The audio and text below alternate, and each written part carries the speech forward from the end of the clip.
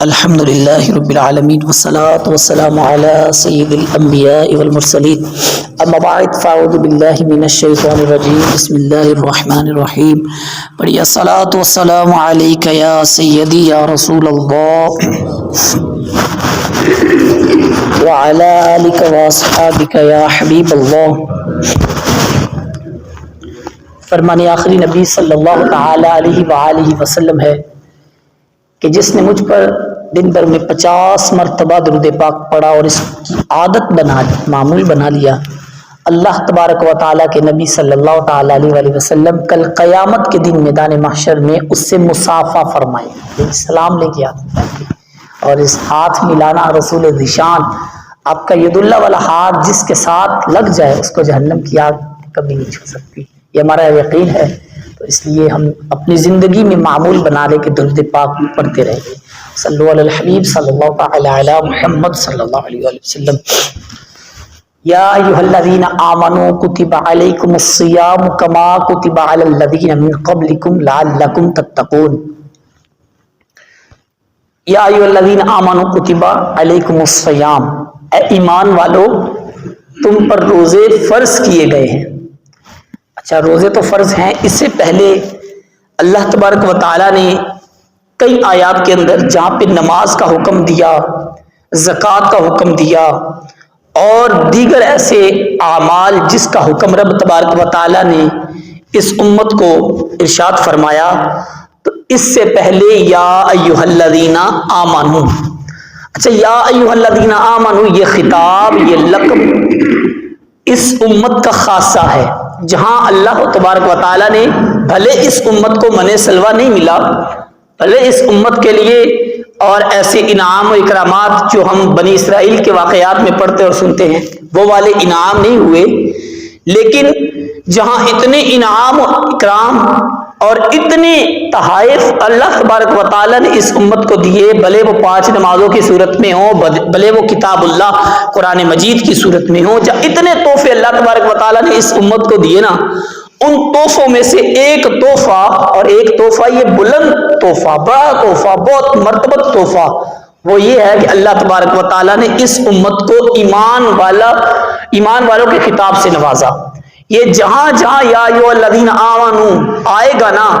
ذہن میں رکھ لیجئے گا کہ حضور علیہ السلام کا یہ نالین کا صدقہ ہمیں ملا ہے، حضور علیہ السلام کے قدموں کی برکت سے یہ خطاب ہمیں ملا ہے کہ اس سے پہلے یہ انبیاء کا خطاب تھا، اس سے پہلے اس لقب سے صرف نبیوں کو پکارا جاتا تھا، اور اس امت کا یہ خاصہ ہے۔ اور اگلی بات، اللہ تبارک و تعالیٰ نے جہاں جہاں کوئی حکم ارشاد فرمایا نا، ہمارے یہاں بھی یہ ہوتا ہے کہ کسی سے ہم نے کام لینا ہو تو پہلے اس کے کام کو سراہتے ہیں، اپریشیٹ کرتے ہیں، اس کو تھپکی دیتے ہیں، شاباش دیتے ہیں، اس کی حوصلہ افزائی، عزت و احترام کرتے ہیں۔ اللہ تبارک و تعالیٰ نے جب نماز فرض ہونے کا حکم فرمایا، زکوٰۃ کے متعلق فرمایا، اسی طرح اب روزوں کے متعلق رب فرما رہا ہے، تو اللہ تبارک و تعالیٰ نے پہلے اس امت کے حوصلے کو بلند کیا کہ اے ایمان والو، اے ایمان والو کتب علیکم الصیام، کہ تمہارے اوپر رمضان کے روزے فرض کیے گئے، کما کتب علی الذین من قبلکم لعلکم تتقون، کہ جیسے اگلوں پر فرض تھے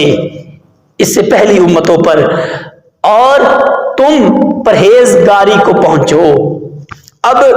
یہاں پہ سب سے پہلے تو روزے کی فرضیت کے متعلق ہے کہ رمضان المبارک کے روزے ہم پر فرض ہیں۔ اب اس میں شریعت کا حکم یہ ہے کہ صبح صادق سے لے کے، روزہ صبح صادق سے لے کے غروب آفتاب تک بغیر کھائے بغیر پیے، ہم بستری کے بغیر اس کو گزارا جائے، یعنی نہ کھایا جائے نہ پیا جائے اور نہ ہی ہم بستری، یہ آیت کے اندر آیت کا خلاصہ اس میں بیان کیا گیا۔ اب اس میں آیا کما کتبہ، اگلے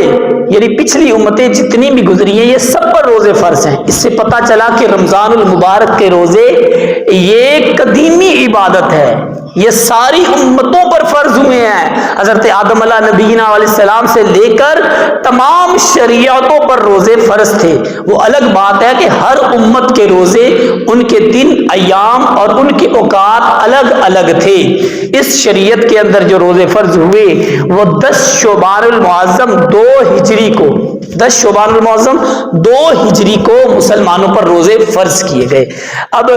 پرہیزگاری اور تقوی کے متعلق آیا. تقوی کے متعلق قرآن پاک میں بے شمار آیات ہیں. لا ریب فیہ ھدی للمتقین، ہدایت ہے اس میں پرہیزگاروں کے لیے، متقین کے لیے. اب نماز میں متقین کے لیے ہدایت، قرآن پاک کی تلاوت میں اور اس کے احکام پر عمل کرنے میں متقین کے لیے ہدایت. اللہ تبارک و تعالیٰ نے نیکوں کے لیے، متقین کے لیے، صالحین کے لیے، پرہیزگاروں کے لیے اپنی عبادات میں ہدایت رکھی ہے. اسی طرح فرمایا کہ رمضان کے بے شک کہ اس میں متقین کے لیے ہدایت ہے. اب قرآن پاک کے اندر یہ اللہ تبارک و تعالیٰ خود فرماتا ہے وَأَمَّا مَنْ خَافَ مَقَامَ رَبِّهِ وَنَهَى النَّفْسَ عَنِ الْهَوَىٰ، جو اپنے رب سے، اپنے رب کے حضور کھڑے ہوئے ڈر کے لیے ڈرتے رہے اور اپنی خواہشات کو روکے رکھا. رمضان کے اندر دراصل ایک رمضان کے روزوں کا یہ بھی ہے کہ اس کے اندر اپنی خواہشات کو ختم کرنا، اپنے نفس کو مارنا ہے. فرمایا کہ جو رب کے حضور کھڑے ہوئے اور اس سے ڈرتے رہے اور پھر اپنی خواہشات سے رکے رہے، پھر کیا مقام ہے؟ وَنَهَى النَّفْسَ عَنِ الْهَوَىٰ فَإِنَّ الْجَنَّةَ هِيَ الْمَأْوَىٰ، اور ان کا ٹھکانہ، ان کا مقام جو اللہ تبارک و تعالیٰ عطا فرمائے گا وہ جنت ہوگا. اب اس روزوں کے متعلق ہی حضرت عبداللہ بن مسعود، حدیث پاک بخاری شریف، حضرت عبداللہ بن مسعود رضی اللہ تعالیٰ عنہ سے روایت ہے. فرمایا رسول ذیشان صلی اللہ تعالیٰ علیہ وآلہ وسلم نے ارشاد فرمایا، میرے کریم آقا علیہ السلام نے فرمایا، اے نوجوانوں، اگر تمہارے اندر نکاح کی استطاعت ہے تو نکاح کرو، کہ بے شک یہ اجنبی عورتوں کی طرف نگاہ کرنے سے روکتا ہے، یعنی بے حیائی سے روکتا ہے نکاح، اور تمہاری شرمگاہ کی حفاظت کرتا ہے نکاح. جس کے اندر یہ طاقت ہے، یہ وسعت ہے، وہ نکاح کرے. اور اگر جو نکاح کرنے کی استطاعت و طاقت نہ رکھتا ہو تو وہ روزے رکھے، بے شک کہ یہ خواہشات کو ختم کرتا ہے، یہ نفس پر قابو پاتے ہیں روزے. تو اللہ تبارک و تعالی ہمیں رمضان المبارک کے بابرکت اس ایام، جو چند ایام باقی ہیں، ان کی فرضیت کو مانتے ہوئے، روزوں کے احکام پر چلتے ہوئے روزے رکھنے کی توفیق نصیب فرمائے، اور اللہ تبارک و تعالی ہمیں پرہیزگار و متقین میں شامل فرمائے.